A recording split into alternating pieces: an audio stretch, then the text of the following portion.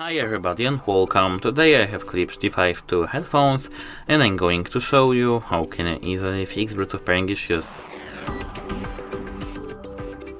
At first, go to connect devices in your Android settings or iPhone settings to Bluetooth, and here you have to go to your headphones and disconnect from them.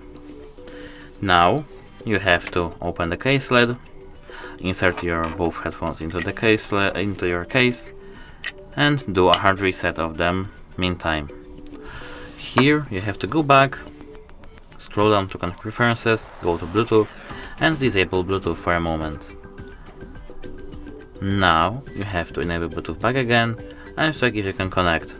If you still can't connect, you have to you have to text or just contact your device support. That's it, hope it helps you, goodbye.